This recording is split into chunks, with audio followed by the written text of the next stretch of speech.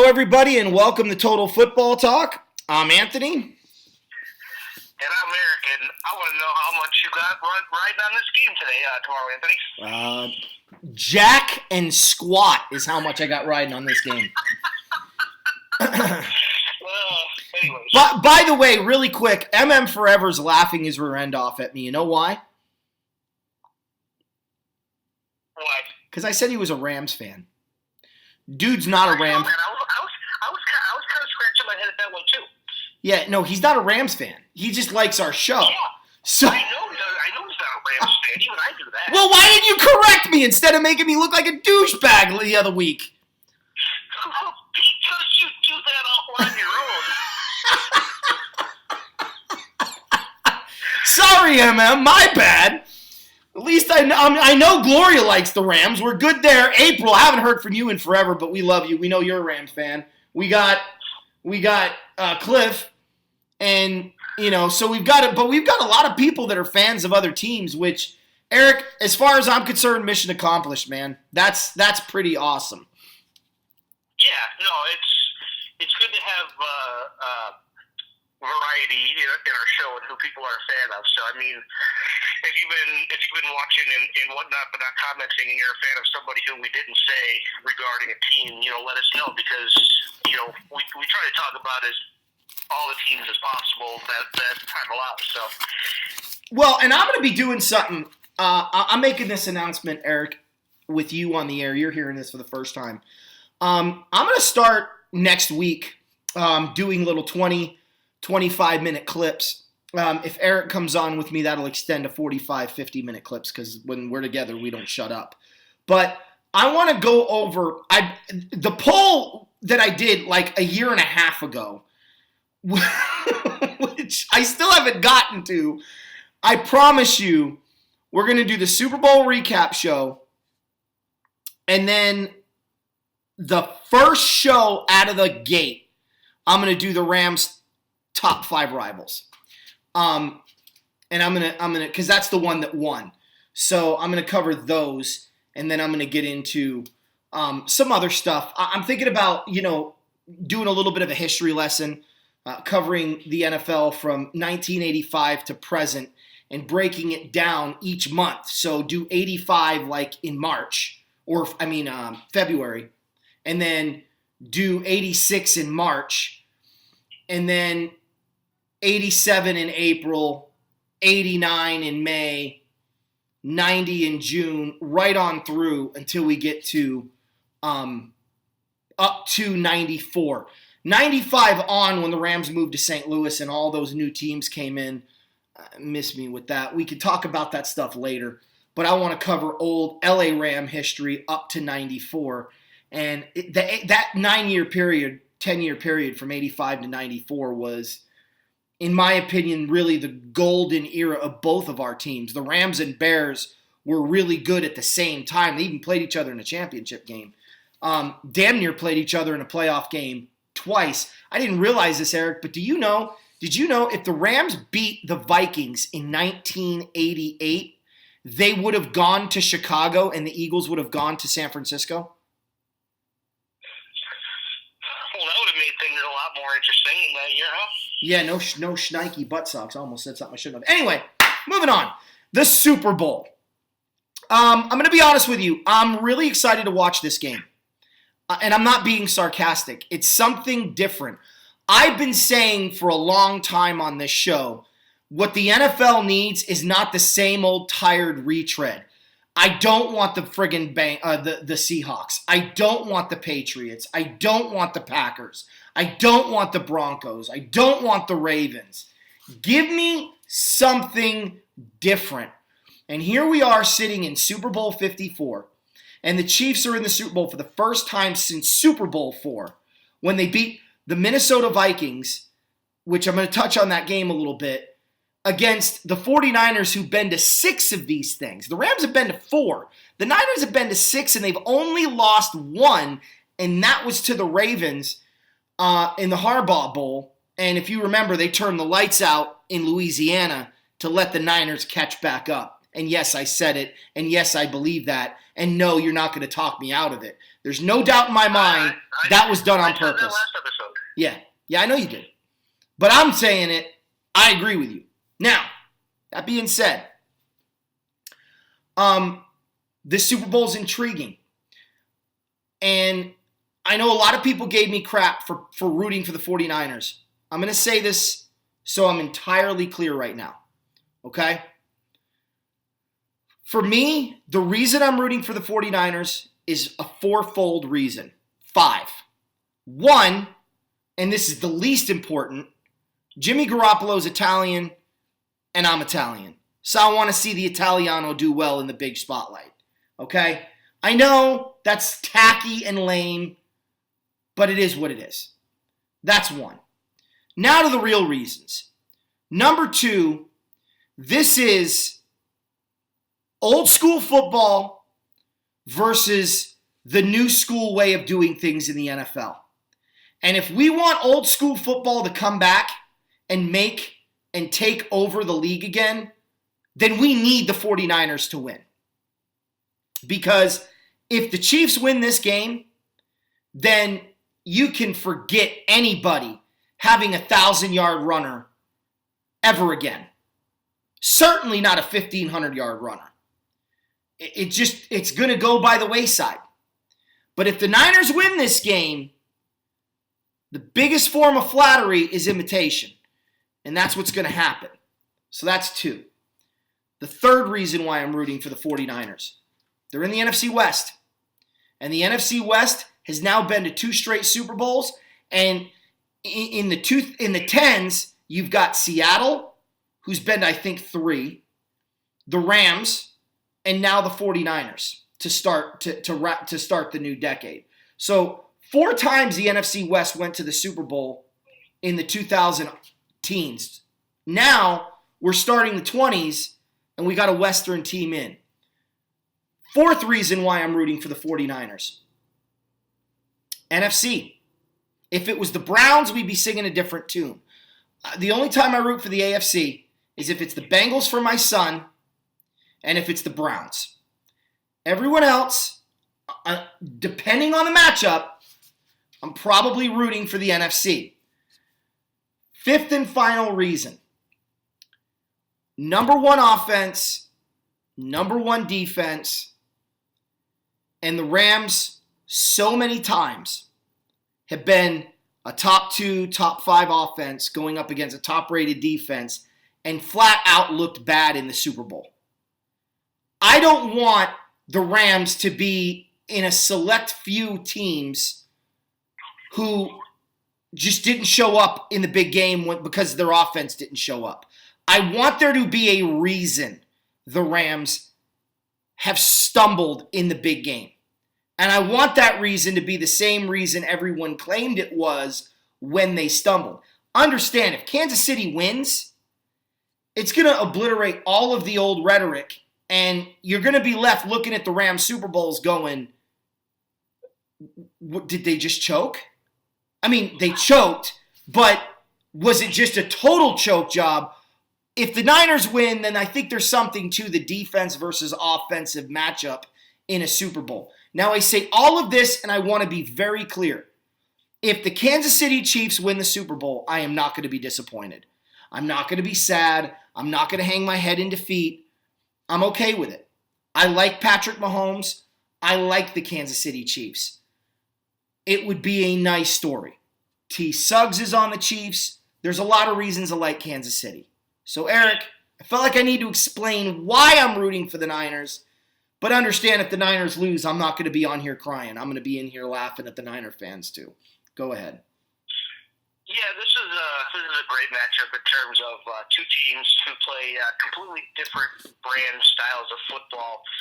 San Francisco used a lot of their defense throughout this year to set up their offense in a lot of scoring situations, but they also have a really good 3-headed running back monster and very underrated wide receivers. And one of the biggest moves that San Francisco did all season was trade for Emmanuel Sanders. Yeah. They struggled when Kyle Juszczyk was out with an injury for a few weeks, and he's back, and he paves the way. I mean, he's your ultimate fullback. You go back to the 80s, and you can think of probably seven different fullbacks who paved the way for running backs, even into the 90s. You know, the Matt Sueys, the Tom Rathman. Who was leading the way for Emmitt Smith? Daryl Moose Johnston. Yeah, Moose Johnson. That's right. Even you go back to any team, they all carried a fullback, and you could go as late as to Mike Allstott from Tampa in the 90s and whatnot, and seeing how he paved the way. And yeah, fullbacks take a lot of beating, but you know what? Those running backs say thank you, a pat on the back, and say, you know what? If you take a carry from me and it's in the end zone, you better get in because you deserve it. Kansas City, on the other hand, yeah, they have running backs, Damian Williams, LaShawn McCoy, who, from all accounts from what I'm hearing, is going to be inactive in the Super Bowl. So I know he was probably looking forward to playing, but hey, man, you got to take a back seat. So there's Spencer Ware, there's Gerald Williams, really a bunch of no-names. But the way Kansas City's been moving the ball is throwing passes to their running backs, or Patrick Mahomes going out and getting around the edge and getting that first down or the touchdown. But they're a high-flying offense. Patrick Mahomes likes to pass, which makes for a very, very intriguing game because San Francisco can get to you with just their front four. I mean, Nick Bosa, who was the defensive rookie of the year in the NFL this year, he's got his eyes set on Mahomes. And yeah, I know Mahomes can get out of the pocket quick, but Bosa's no slow guy either. I mean, again, he's a rookie. He's a rookie this year, so he's got a lot of speed, coming off the edge. So don't be surprised if he's running him down. But again, two different brand style footballs, and I'm interested to see how coaching takes out of this because I heard quite a bit this week about coaching, and it was like, oh, Kyle Shanahan blew a 28-3 lead. Bro, he was the offensive coordinator for the Falcons. Yes, he probably should have called more runs. No, he doesn't play defense, and no, he doesn't call the defense. So throw that out the window. Andy Reid has his own problems with clock management, and those are you can go back to any game that he is coaching a big game, and you could find a couple of clock mismanagement issues that he's done. So, whichever coach doesn't screw up, his team probably wins. Well, I want to say something on that. Whoa, I almost fell on my face. I want to say something on that. I think that 28-3 lead that the Falcons blew, that lack of running the ball, I think Shanahan remembers it. And he does, and that's why I mentioned it. But he's not going. Well, also play defense. He's not going to make that same mistake twice. If he's in that situation again, he's going to run the ball, and he's going to run the ball and put his team in field goal range and extend it to a 14-point lead instead of an 11-point lead. I know for a fact that's what he's going to do. Well, Anthony, I can tell you this right now. Kyle Shanahan hasn't run the ball all postseason. No kidding, right? Okay. Well, let's go into the prediction. Who do you got? All right, well, so I'm rooting for the Chiefs. But I think that because the Kansas City Chiefs, to me, are one-dimensional, Patrick Mahomes has 13 touchdown passes in his postseason career without an interception or even a turnover for that matter. He's going to take care of the football. But he hasn't met the San Francisco defense. Yes, the Chiefs last played in the Super Bowl 50 years ago. Yes, the 49ers' last Super Bowl win was 25 years ago in that same stadium that they're playing in on Sunday. So there's a lot of storylines that are through here. And yes, Garoppolo threw for six completions out of 8 attempts for 77 yards in the NFC Championship game. That is unheard of. Garoppolo does not need to play catch-up and play pass-to-pass with Patrick Mahomes because the 49ers can run the ball, and they can run the ball with authority. The Chiefs' defense has been really good in the postseason, and has been really good the last 3-4 weeks of the regular season. But they haven't seen this type of offense in the last 7 games. And it's an offense that says, here's the ball, Mostert, here's the ball, Coleman, run it, and keep going until somebody tackles you. If we need Garoppolo to throw to Kittle, hey, we've seen it. We've seen Garoppolo to Kittle in the game against the Saints where they won 48-46 on a last-second Robbie Gould field goal. We've seen it. We've seen the Chiefs score 51 after being down 24-0, which is insane. Okay? But again, the Chiefs thrive on being blitzed. Patrick Mahomes thrives on being blitzed. What does San Francisco not do? They don't blitz if they don't have to. What I'm curious is when the Chiefs are on offense and who Richard Sherman is going to line up against or who's going to line up on Richard Sherman's side. Okay? Because Sherman only plays one side, that's the left side. So who's going to be over there? Hill can burn Sherman deep. Sammy Watkins, Sammy's had his good games here and there. Okay? But what kind of answers do the Chiefs defense have for Kittle, for Emmanuel Sanders, for, I think, a dark horse MVP in this game could be Deebo Samuel, who takes end arounds, he catches the ball, and he's a big, physical wide receiver. With that being said, it's not going to be a defensive struggle. Patrick Mahomes will turn it over one time to the San Francisco defense. But I got San Francisco prevailing in this game, and I'm going to give you about 3 different scores, and I think it's all going to be close. I can see like a 31-27, a 34-27, a 34-30, 34-31, somewhere around there. I think it's close, but I think San Francisco prevails in this game, mainly because they can play defense, they can get after Mahomes, and if the 49ers go up by double digits like the Chiefs are prone to do in this playoffs, I don't think they come back as easily as they have against Houston and against Tennessee. And I think San Francisco walks away with the championship win. Okay. So I'm 6-4 right now in the postseason. I did not call the New Orleans game against Minnesota. I did not call the Houston Texans game against Buffalo. I picked Buffalo. I didn't call Tennessee-Baltimore. Of course, a lot of people didn't. And I picked Seattle over Green Bay. Other than that, I've been spot on. 6-4 is a pretty darn good postseason record for somebody who's picking it with no dog in the fight and doing it from a casual observation from the season. I'm very proud of that record.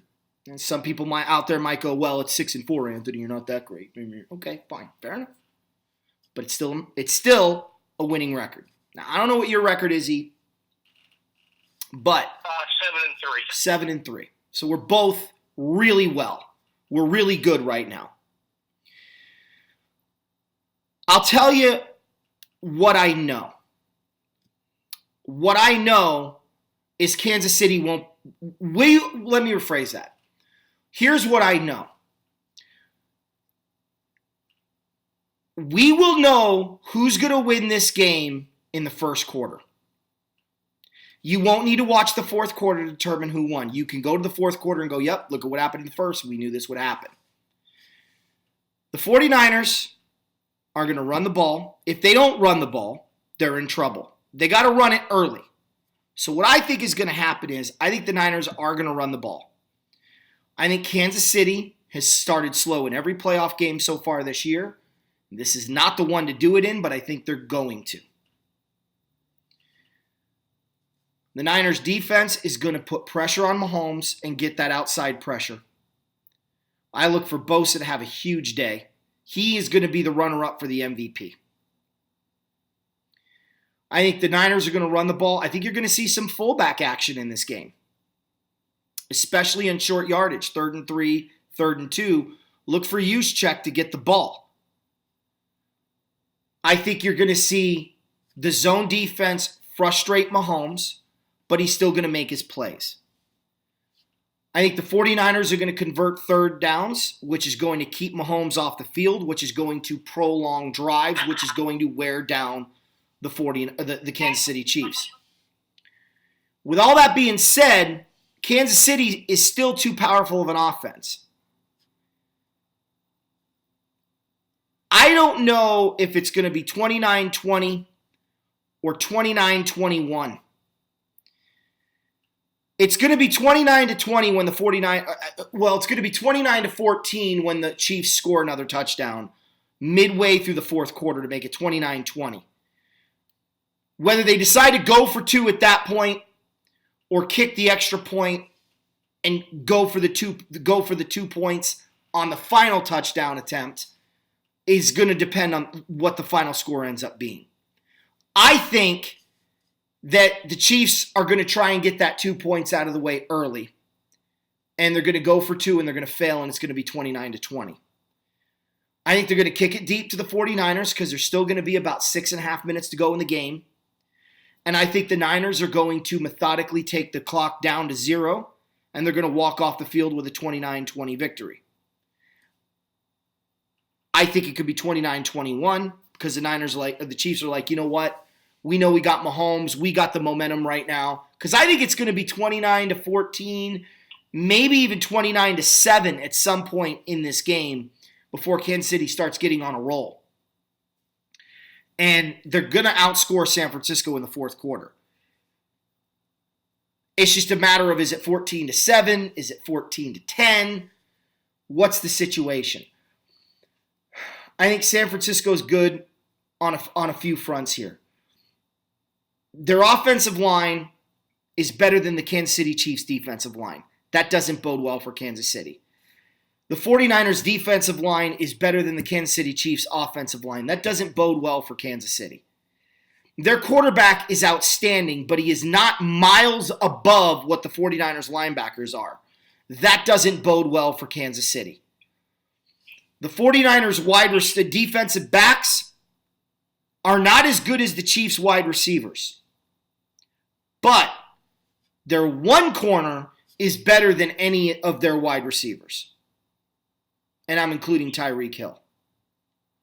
Because he plays zone. If they're going to use Sherman to play man, Kansas City's going to have a field day. But I don't foresee that being the strategy. I think it's going to be a competitive game. I think the Chiefs are going to get behind early, and I think they're going to make it a great game and they're going to come back. I won't be surprised if it's 27-29. I won't be surprised if your scores come true. But the three factors in this game all favor San Francisco. Offensive line, defensive line, and probably most important, kicker. Robbie Gould versus Butker. I think that advantage goes to San Fran. I think they're pretty even. I do too, but I think Gould has a track record a little bit better than Butker. But we haven't seen him in big games like this. So, time will tell. But I'm going to give a slight advantage to the 49ers special teams over the Kansas City Chiefs. Now, if the Niners don't run the ball well in the first half, if Garoppolo comes out sloppy, playing like he did against Pittsburgh in San Fran, this could get away from San Francisco early, and then they got to play catch-up. Now, we know they can play catch-up because we saw the Saints game. But here's the fundamentally important question that you need to ask yourself. Are the Chiefs' defense better than the Saints' defense? If the answer to that question is yes, then Kansas City has to get on the Niners early. If the answer is no, the Chiefs have one other fundamental problem. They score fast. The Niners can score fast. I don't know that the Chiefs can milk a clock. I know the Niners can. I know the Chiefs can score quickly. But I know the 49ers can too. So this is really going to be an intriguing game. I guess for my final score, I'll go 29-21. I think they'll play the percentages and kick the extra point so it's a one-score game. Because you go for two and fail in that situation, it's 29-20, game's over. So I think they'll kick the extra point and try to play for the 2 point at the end. So I'm going to say 29-21 49ers. I think it's going to come down to Garoppolo's third down completion percentage. Keep an eye on that. And the 49ers' ability to run the ball in medium down situations, meaning 2nd and 6, 2nd and 5, 3rd and 3, 3rd and 2. If they can run the ball in those situations and Garoppolo can convert 3rd and 5, 3rd and 6, 3rd and 4, 3rd and 3, I don't see a path for the Chiefs to win this game. We'll have to wait and see.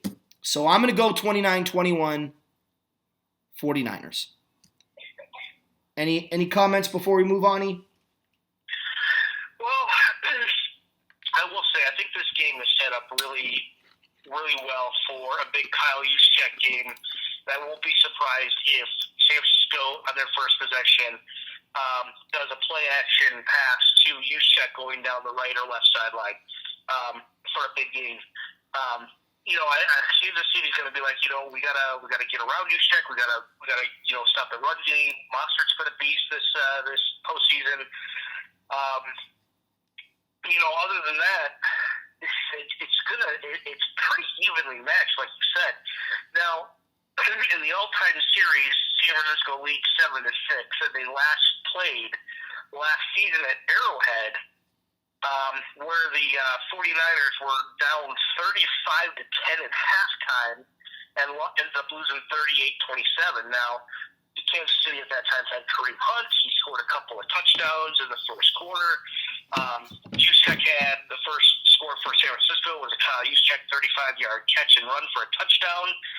I think you're going to see head coach, they're both head coaches going back to kind of look and see what the game looked and what worked at that team, but they're not going to overly, utilize it in the Super Bowl. It was only week 3 when those teams met, so a lot changed. Mahomes went on to have an MVP season. Kareem Hunt had a great first half of the year before he got suspended, and this was before Jimmy Garoppolo got hurt as well. So, a lot's changed. I can easily see a big game from both tight ends. I don't know if San Francisco has enough to stop Kelsey, but Kelsey's got to get into the second half of the defense.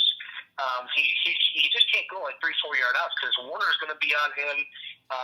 Any one of the defensive ends could drop back. You could put Sherman on him if you really wanted, but I think it's a mismatch there. And as far as Kittle goes, I know Honeybetter is going to be all over the defensive backfield for Kansas City, but then he's only one person. He can only cover so much ground, and that's where I think Samuel and Sanders have a really big game for them.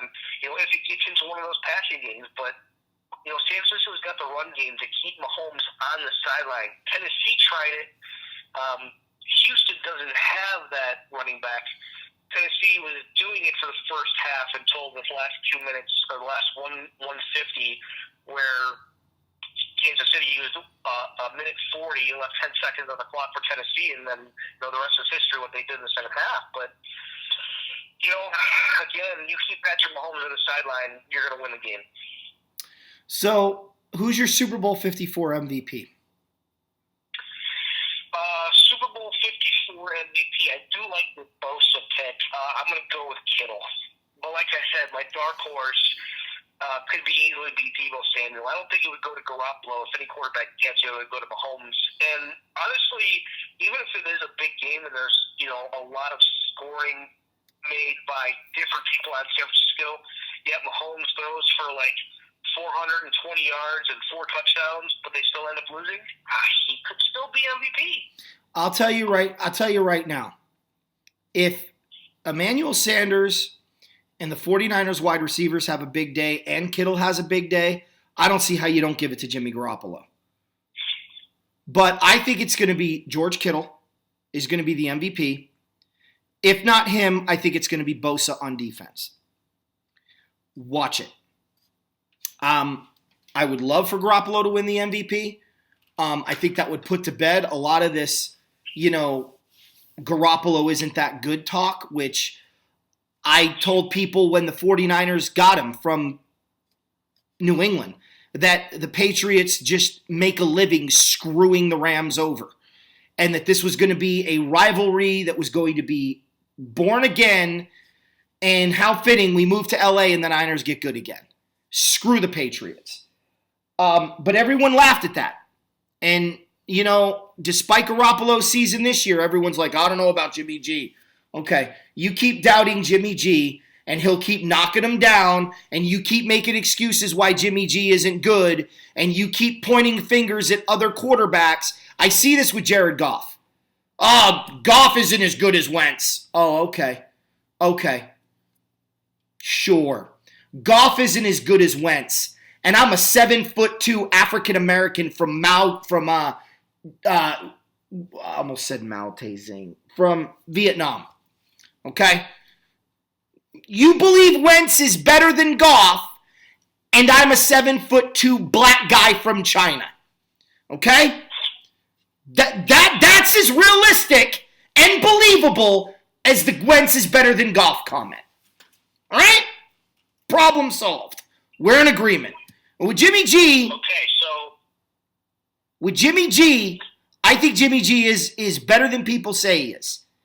And I think some people think he's better than he is, but I think there's a lot more people that underrate him. Patrick Mahomes. I don't think we've seen the best out of Jimmy G yet. I don't either. And the thing is, I don't think we've seen the best from Patrick Mahomes yet either. And that's scary. I think these are two. I think the NFL, their next crop of quarterbacks, Jared Goff, Patrick Mahomes, Deshaun Watson, Jimmy Garoppolo. We'll wait and see on Lamar Jackson if that has longevity or not. I think the future looks great for the NFL. But we'll wait and see. So I told you guys I'd bring up Super Bowl IV really quick.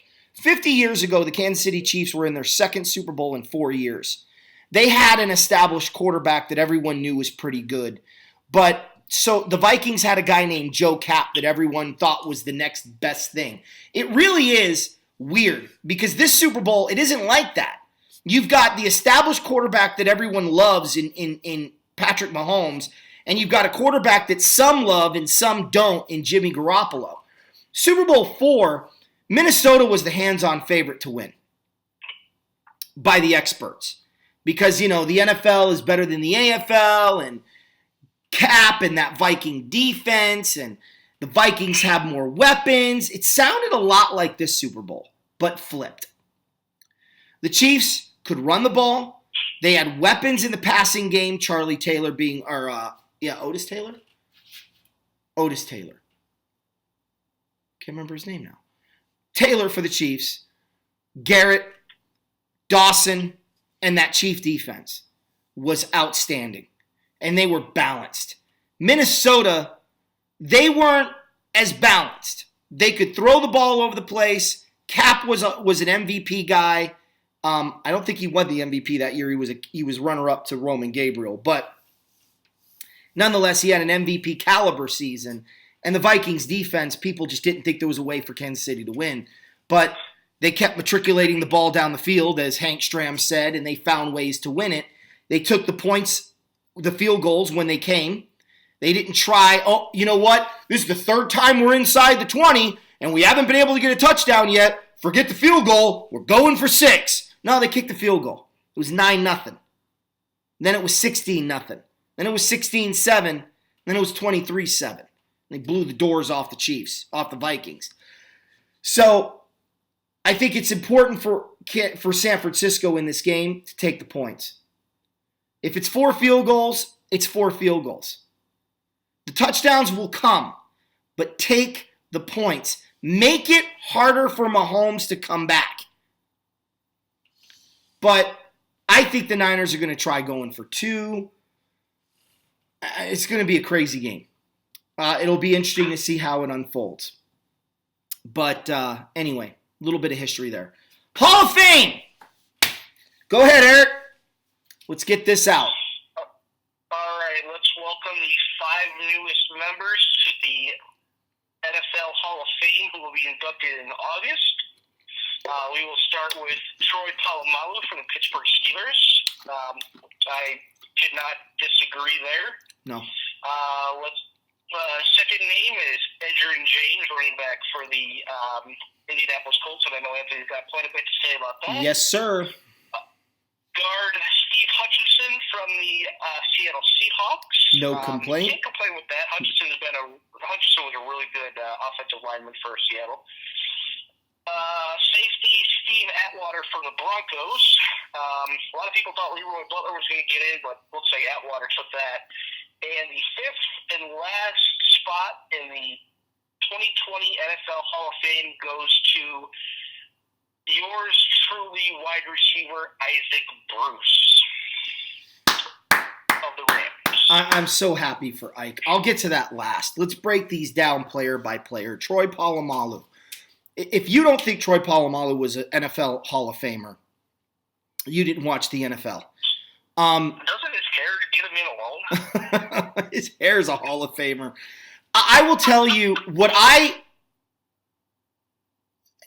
I've never seen this before. Not even Ronnie Lott. Okay? So understand, what I'm talking about is, Ronnie Lott had that big hit, right? He could make the interception. He had good hands, but he was a force to be reckoned with. Troy Polamalu, it was so fun to watch. I hate the Steelers, but it was fun to watch because you were just sitting there going, oh, the Steelers are down 3. Their offense can't score. All right, Troy Polamalu is going to pick up a fumble and take it to the house. He's going to jar a ball loose, and his defense is going to recover it inside field goal range to tie the game.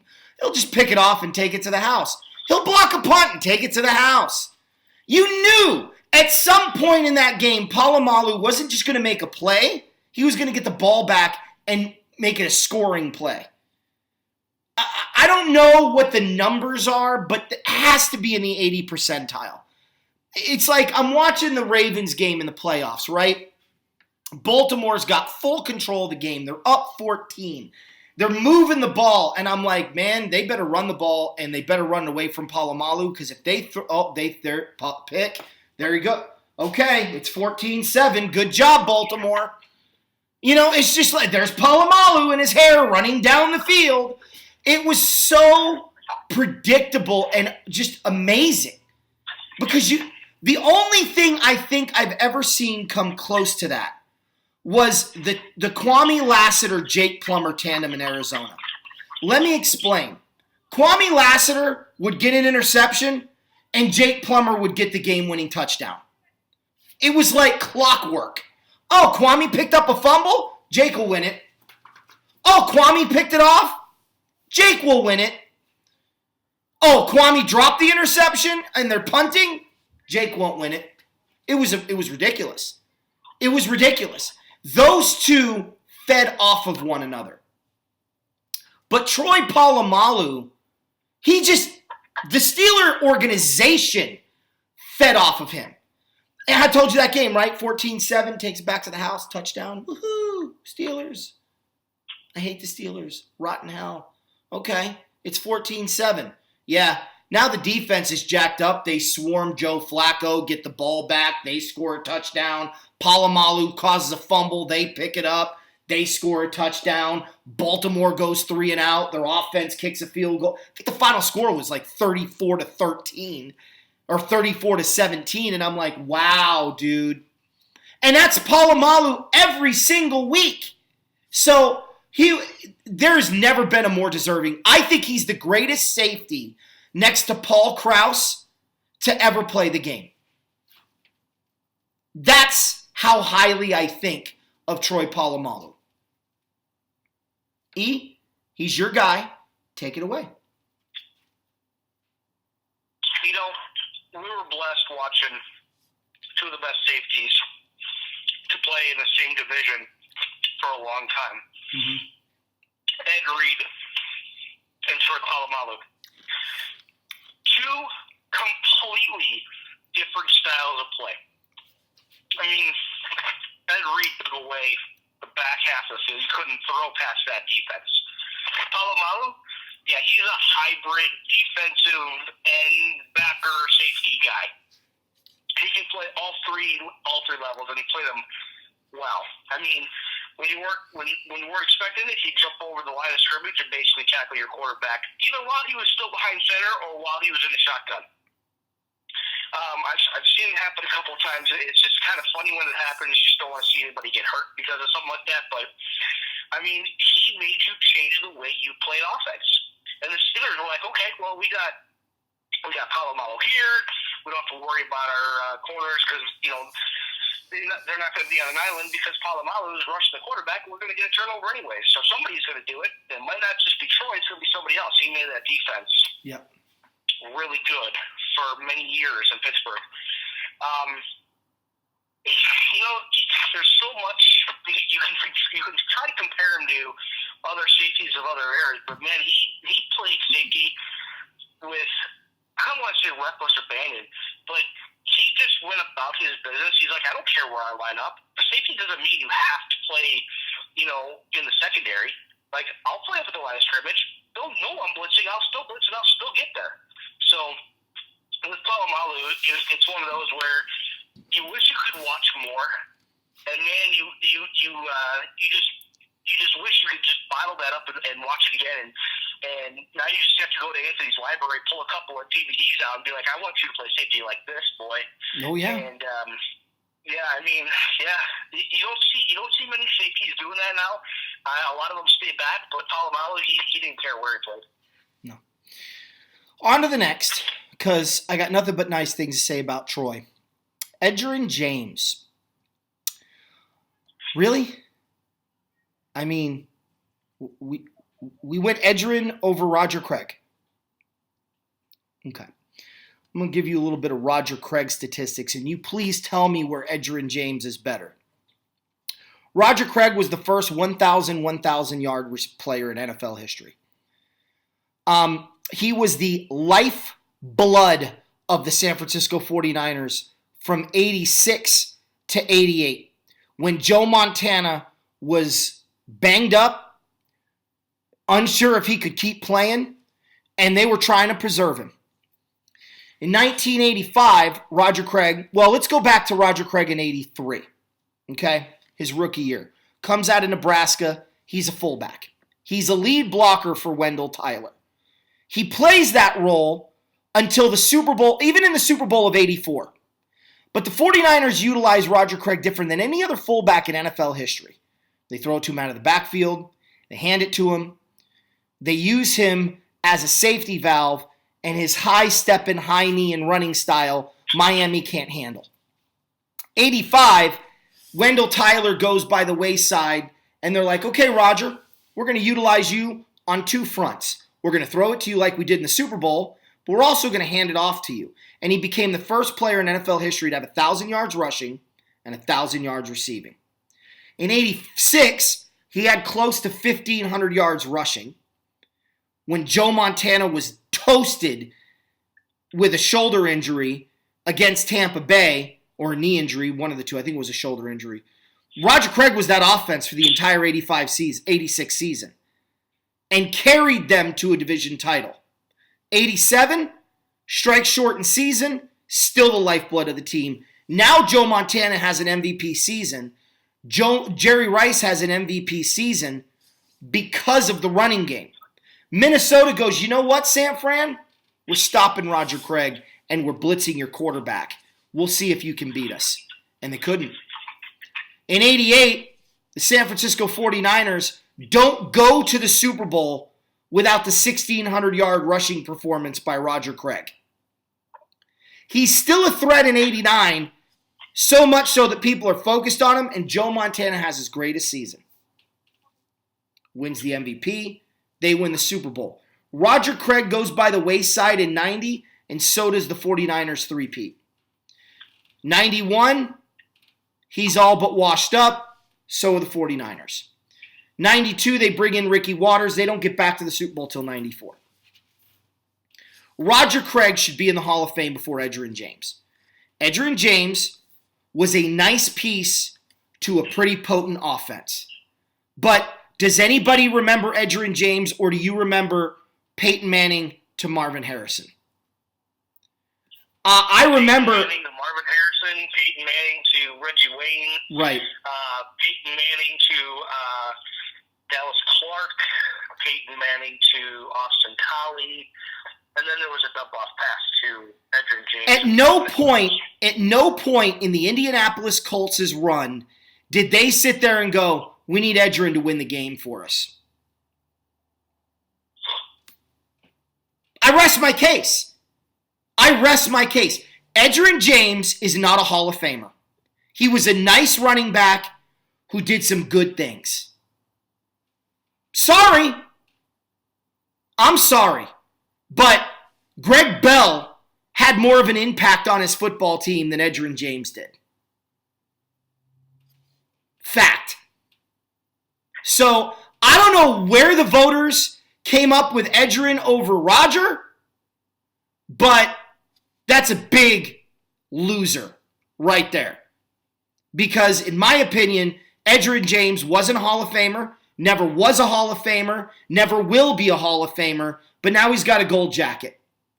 And I could pull up my old Colt games from my library and go, where? He had some nice seasons, but that was because Peyton Manning had all those other weapons.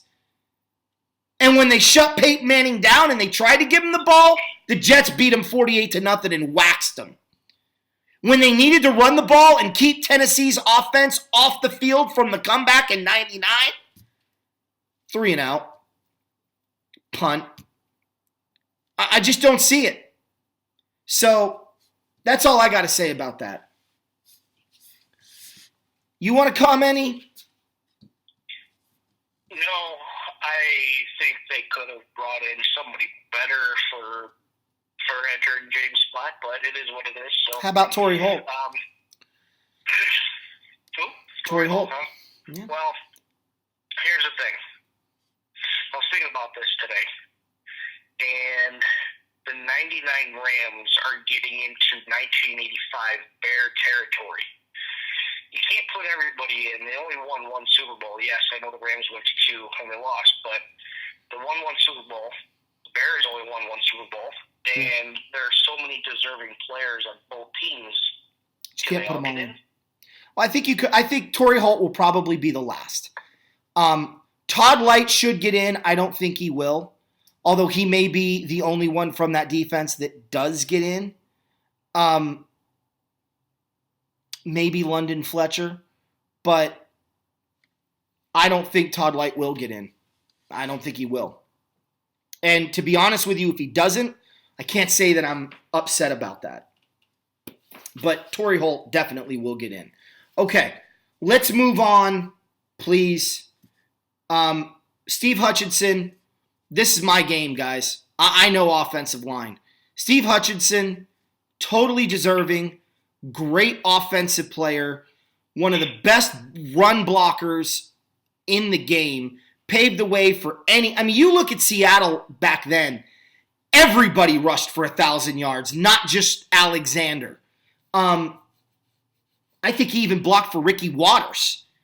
Hutchinson was something special, and he was one of those down and dirty root hoggers. Man, you were inside the 1 yard line, you ran off of Hutchinson's side, you were probably getting in 75% of the time, and that's a really good percentage. The only percentage higher that I can think of in NFL history is Eric Williams of the Dallas Cowboys.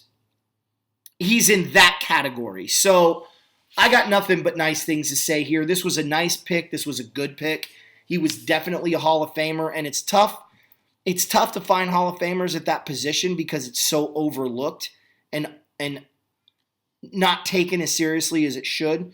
But this was a nice selection here, and I think he's top 15 offensive line of the Super Bowl era. I won't say he's top 10 all time, but he's certainly top 10 of the Super Bowl era. That's how good he was. So you mentioned Ricky Waters. Did you know Ricky Waters and Edgerrin James had the same amount of total touchdowns? No. Edgerrin James played for 11 years and had just under 12,250 rushing yards. Ricky Watters played 10 years and had just over 10,600 rushing yards. Same amount of touchdowns.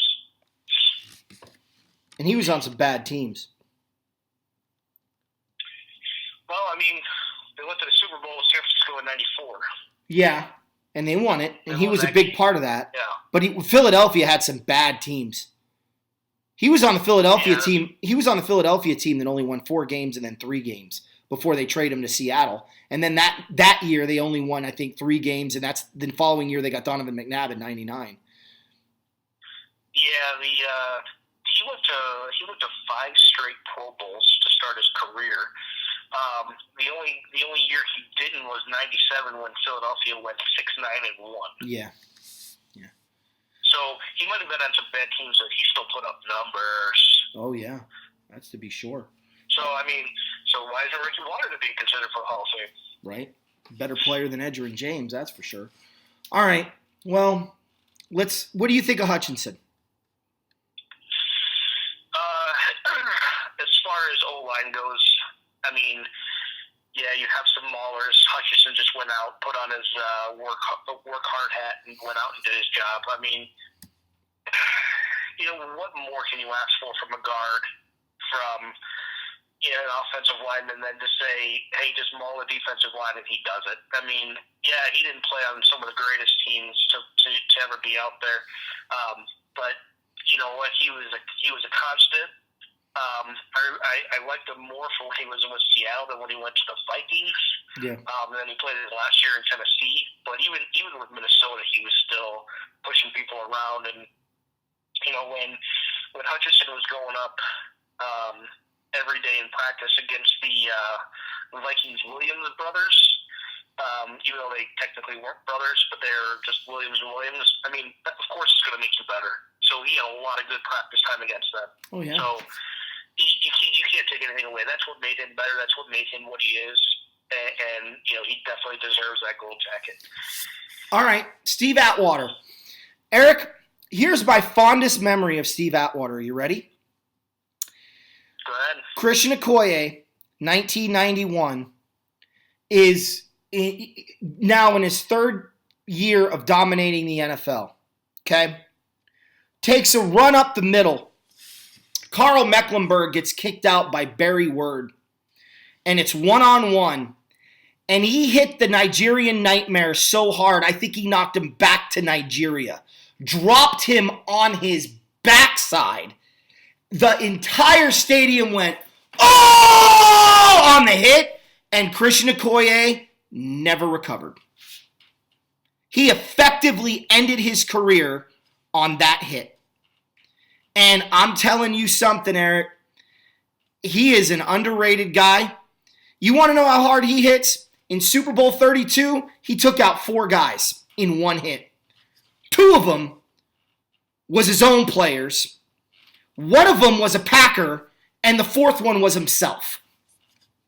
He was a ballistic missile back there.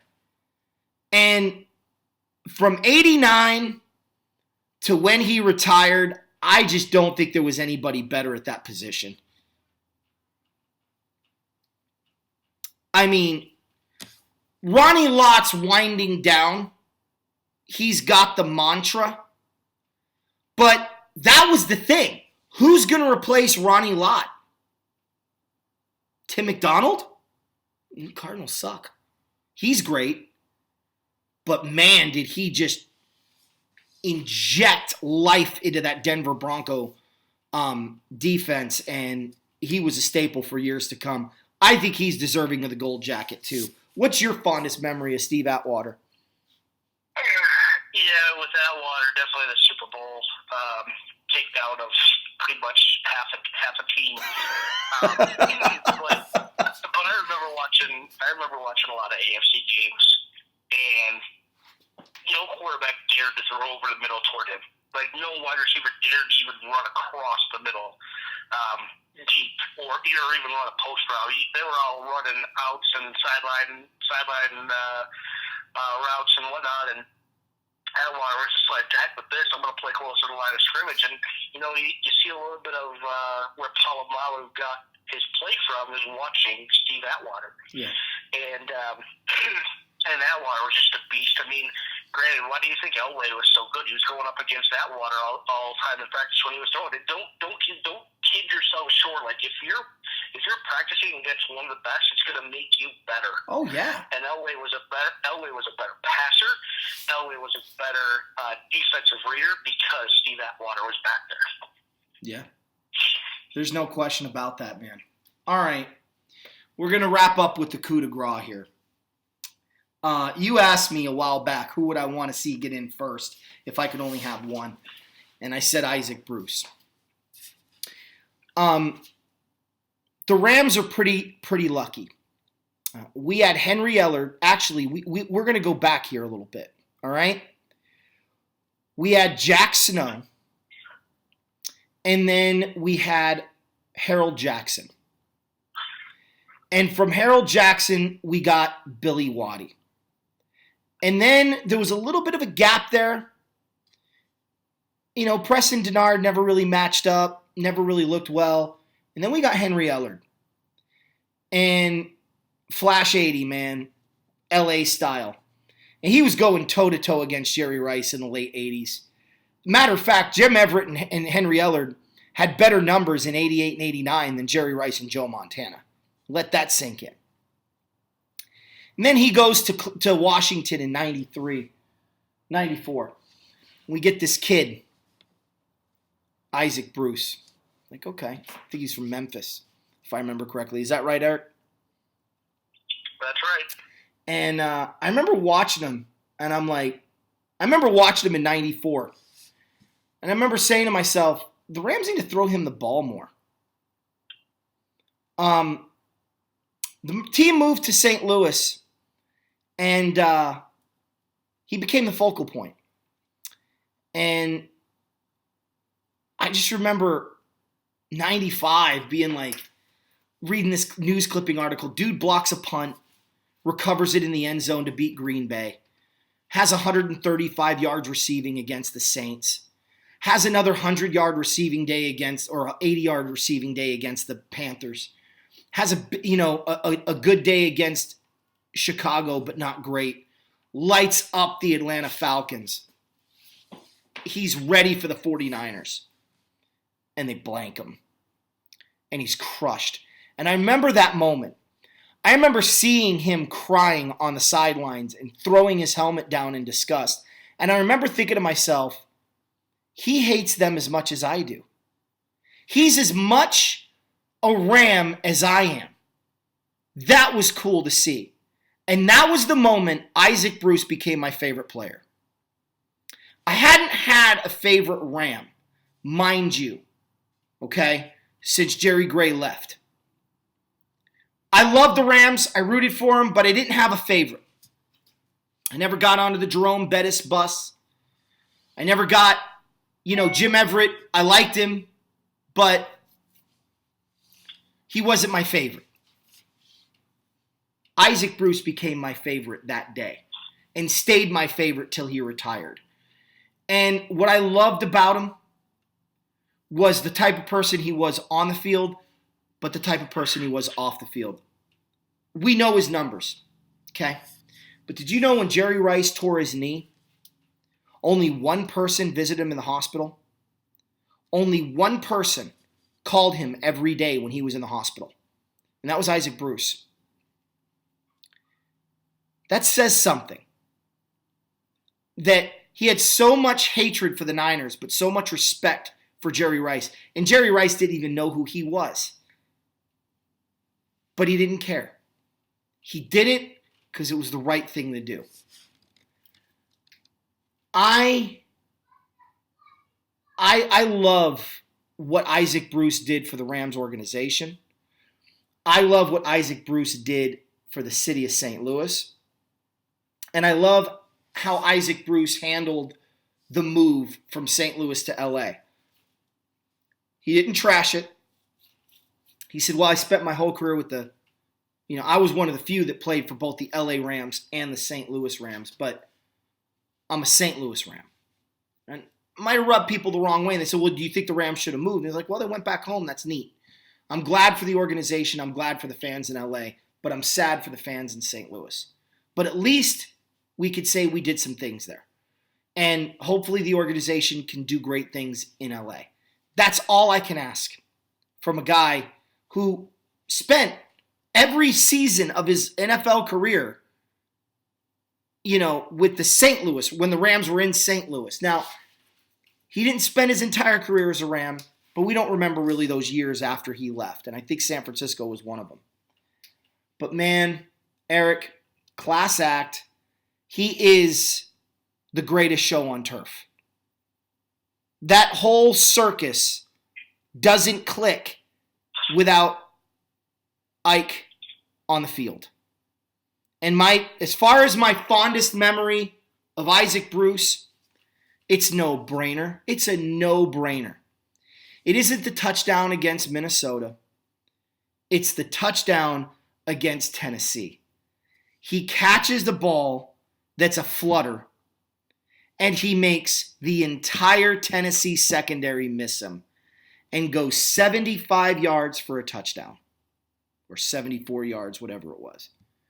It was the same yardage on the final touchdown for the Rams as Tom Fears had in 1951 against Cleveland.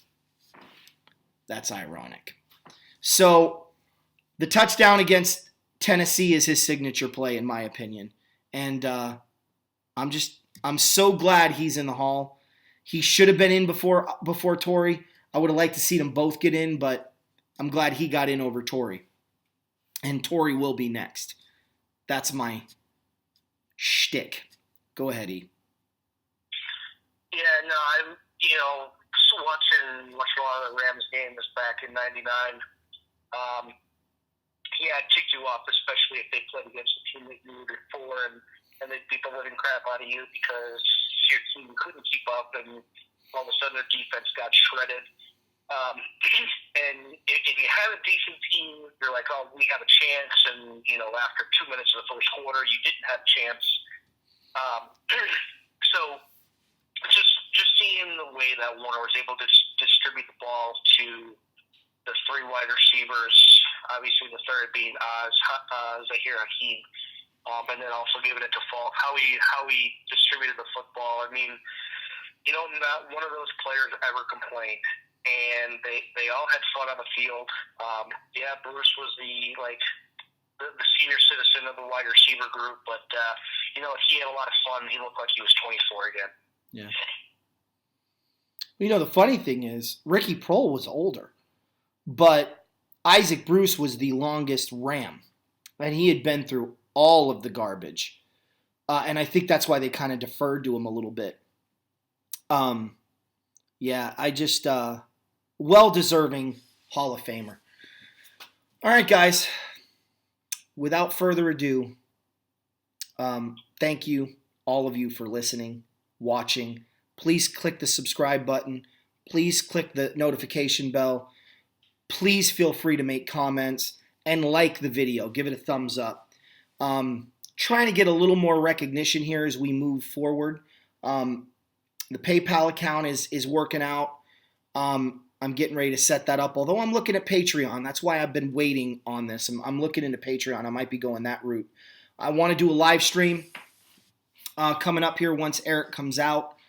Get a live stream with LT on the phone and see how that whole thing works out. But guys, just keep watching, keep liking, keep talking, keep the notification bell clicked, and thank you for everything that you guys do, because we do this show for you guys. And I want to reiterate something Eric said earlier in the show. If you're kind of not somebody that speaks up, but you like somebody other than the Rams, please let us know in the comment section. We won't necessarily comment back unless you want us to, but we might say, oh, that's cool. But I'm curious to know who out there is watching this show, because we're the best source of NFL news out there, and you feel like your team's getting represented fairly in the process. So please let us know that. That's all I got to say. Eric, anything you want to wrap up with? Enjoy the Super Bowl. We will do a recap next week. Then we're going to get straight into the XFL. So keep tuning in because we're going to keep pumping out. Absolutely. I'm Anthony. I'm Eric. Horns up. Hair down.